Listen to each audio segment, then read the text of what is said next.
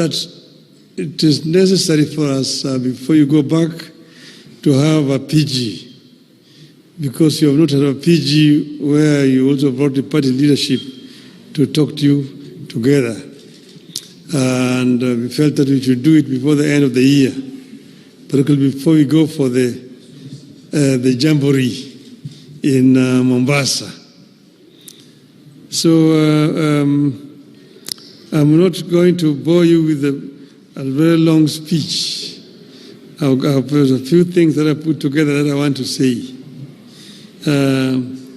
About a year ago, we got together with the UDA party to help steady the ship of the Kenyan nation that had been hit by extreme turbulence and faced the reality of collapse. Some people may not even know exactly where we were, but because I had a first inside impression of what was happening, we were very much almost on the precipice. Because as you see, after so many days of demonstrations, you saw that eventually the military were on the streets. And they were on the streets, of course, they were fairly civil to the wananchi at that time. But that was because they had not been given instructions. And you know, there is what you always all the time talk about, the chief of defense forces. Once the military are given instructions, they execute. And we are almost there. We're almost there.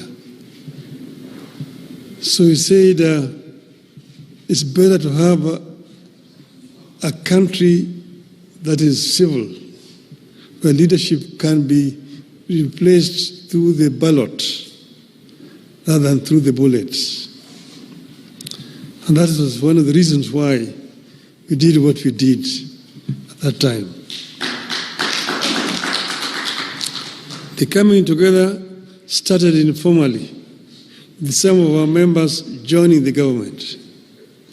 We later formalized the arrangements through a memorandum of understanding signed publicly with UDA and shared widely with the public. This far, a core agenda of our coming together has been achieved. We have a stable and peaceful country.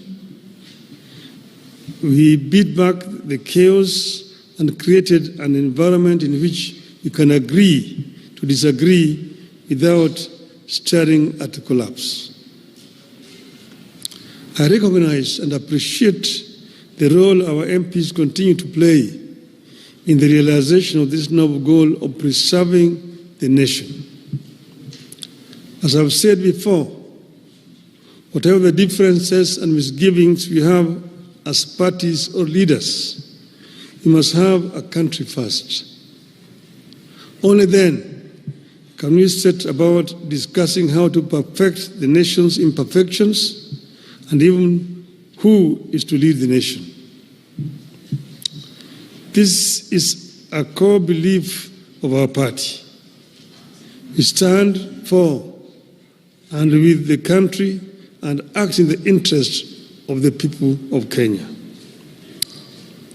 I am convinced that Kenyans want Kenya to stand, and we stand with them on this. Ronald Reagan used to tell Americans, and I quote, "If we ever forget that we are one nation under God, then we will be a nation gone under," unquote. As Kenyans, we know only too well what happened to nations that went under. Some took too long to come back, others never made it back at all. Kenya must never tempt that fate. As a party, we must never be ashamed to remind the people that we can never accept collapse as an alternative path to power. We must never be shy to remind the country that as a party, we have pursued compromise before and will pursue it whenever necessary in the interest of the nation. We had the option of taking it out to the bitter end in 2007-2008. All we needed was to insist that we would not engage in any talks with our opponents. But we saw the danger of Kenya collapsing, and we opted for compromise for the sake of Kenya. We steadied the ship when the gridlock threatened the Uhuru Kenyatta administration. In order to make the country move forward and pass some of the agenda that was seen to be pro-people between 2018 and 2022, ODM had lent a hand. We asked for no titles or positions in return. We insisted only on better policies and programs for the people of Kenya and reforms so that we would not witness the repeat of what had happened in 2017. History indicates that each time the leaders of this country have come together, some great things happen. We got the 2010 Constitution because we made compromises with the President Daniel Arap Moi and made him appreciate that it was in his interest, as well as the country's, to midwife a new constitution. We achieved more under the Grand Coalition government than under the NAC regime. The NAC regime swept to power in a wave of popularity, but quickly got hijacked by isolationists and quickly lost the plot to tribal demagogues. Over time, we have appreciated that it takes teamwork to get any edifice, a country included, back on the right track. Today, we are again seeing early fruits of cooperation between political parties. By blending what ODM has always believed in with what ODA believes in, we came up with their widely accepted 2025-2026 budget. Thanks to the ODM experts. We have also come up with programs to implement agreements like the NADCO report and the MOU that lay ground for the realization of our broader national ambitions. The ability to make compromises without compromising the core values and the goals is yielding fruits. We are not out of the woods yet, but we are in a better place today than at this time in 2024 or this time in 2023. Much work remains to be done in the pursuit of a stable, equitable, and prosperous country that delivers to the citizens. It will require firm and resolute leadership, regular consultations, more sobriety, and constant focus on the needs of the people. I mention sobriety because in times like this, it is possible for politicians to spend more time listening to the echoes of their own voices and the cheers from the masses, and forget that we are leaders and we are supposed to be leading.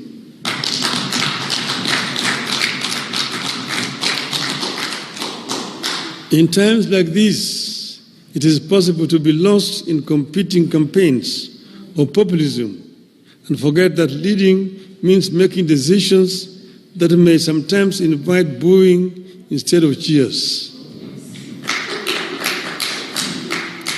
I have been there. I've been cheered and have been booed. I was once set up against the people when I set about clearing the ground for the thicker superhighway and the bypasses around Nairobi. Today, everyone claims credit for the Thika Superhighway and the bypasses. My colleagues in Parliament once disowned me when, together with KANU, I championed the Constitution Review Commission that laid the groundwork for what became the 2010 Constitution and which everyone claims credit for today. So my appeal to you as we embark on some of the legislative agenda coming up is that you should never feel powerless or feel like giving up because populists around you are seeking popularity at the expense of leadership. When they call you Baba and someone sets the homestead on fire, does Baba join the burning of the homestead just because it looks like exciting, or does Baba help to put out the fire? Put out the fire. Does Baba release his sons and daughters to add fuel to the fire, or does Baba ask his children to fetch water? I know you know the answer. There's a time to lead and a time to acknowledge cheers. Popularity surges and wanes. Cheering masses come, change and go.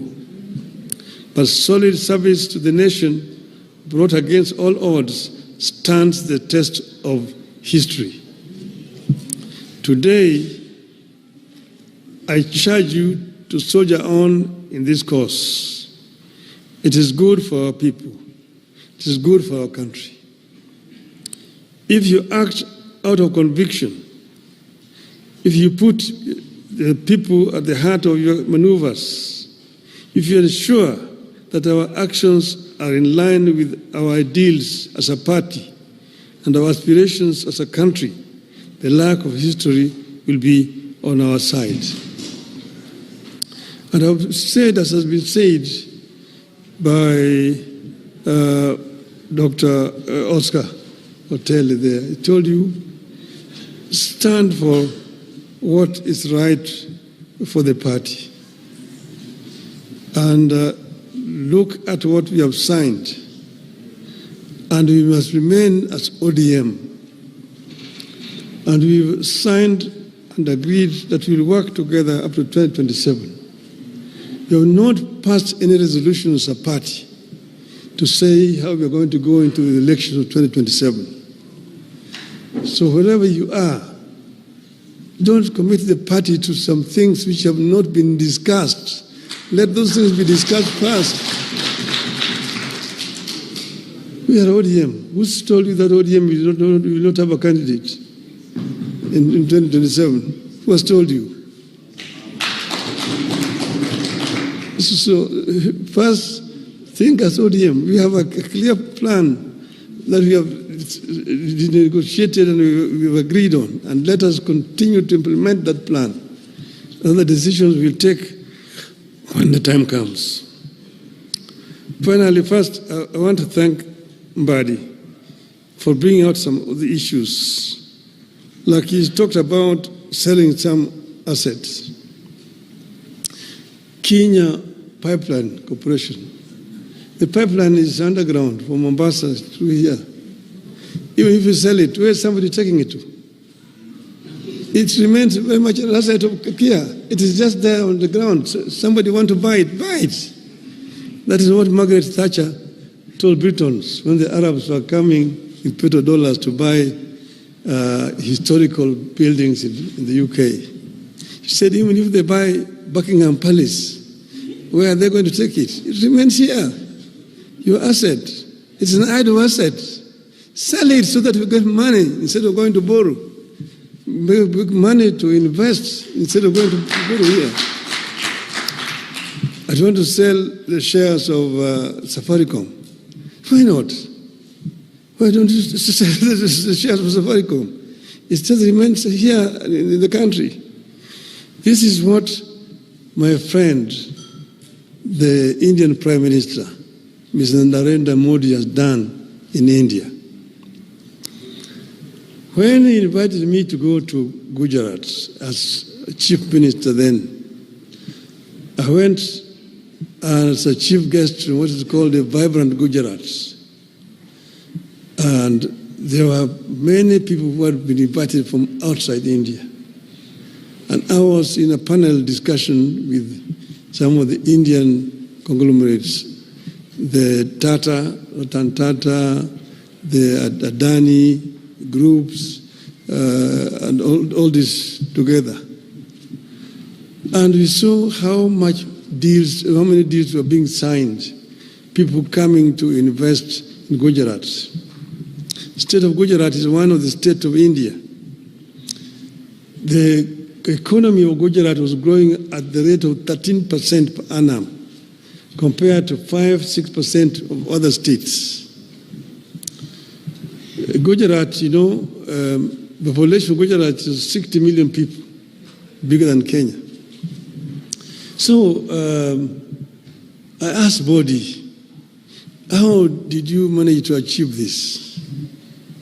He went into his bookshelf and brought me a piece of legislation. He said, this is the secret. This was a PPP law of Gujarat, which he said, make it simple like this. It will attract people to come and invest in your country. Armed with that legislation, I came here and I presented it to the cabinet. And I told him what I saw in Gujarat is something astonishing. We approved the memo in the cabinet. It was then given to the then Minister for Finance, who was acting, Mr. Michuki, to go and prepare a cabinet memo. When he took it to the mandarins in the treasury, they manipulated it, changed so many things. By the time they brought it back to the cabinet, it was a different document. I told them, who will come, who will want to risk his capital with these kind of things you put in this law? It was passed and brought to Parliament, passed, no investors came because there were so many restrictions and private capital is risk shy. But when I was there, they took me. They took us. I was in that delegation as a prime minister. I had gone with the current Prime Cabinet Minister, Mr. Mudavadi. We were with President Ruto at that time, with Chris Obure, who was a minister for Public Works. I was a big delegation. We were taken to a place called Mundra, a port, where they had built. Modi had given just land to Adanis, 5,000 hectares of land, marshland near the sea. They drained that land and built a port. So they were using that port to import coal from Indonesia. And they put up a power plant, 4,600 megawatts of power. Then the Tata group followed suit and also built a similar plant, 4,600 megawatts there. So a total of 9,600 megawatts was being generated from that port alone. Our total generation capacity in this country today is not even 3,000. That's from that port. And then they built a railway line, 100 kilometers to join with the national railway system. A sleeping village of 5,000 people rose to become a town of 200,000, eventually now 500,000 people. And the investors came to invest in that place. They even built an airport in that place. Okay? Then I can give you so many other examples. So you find the same people, Adani, are given them Bombay. Bombay airport used to be so dilapidated, fly-infested and so on. They could have constructed Bombay airport. Today, Bombay airport is so efficient when you go there. You want to look at the Delhi airports. When Modi eventually became Prime Minister of India, he now replicated what he had done in Gujarat in the whole of India. Within the time that he has been the Prime Minister for 10 years, they have constructed 130,000 kilometers of railway line through PPP. They have, in almost every state in India has got 2 international airports in India. All this being done through PPPs.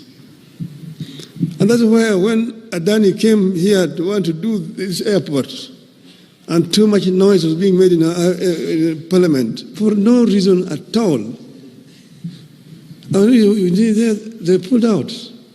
The Red airport is just like here. It is. It is as it is. They are not taking it away. They are bringing their money to do it. They are bringing their money to do it. And they will charge for over 30 years so that they don't charge so highly. That's what would have happened. Now, a similar arrangement is happening in Kigali. So the Qataris are building a Kigali International Airport in the same terms like Adani wanted to do here. So Kigali is going to be the hub in this region, not Nairobi, because of noise being made by other parties which were also interested in doing what Adani was supposed to do and paying people down under the table to make noise every day in the newspapers. Shame on them. Shame on them. We need to wake up as a country, because if we don't wake up, we're going to continue to sleep. There's many opportunities that are available for us as a country. We as ODM must remain ODM and remain focused, because the country needs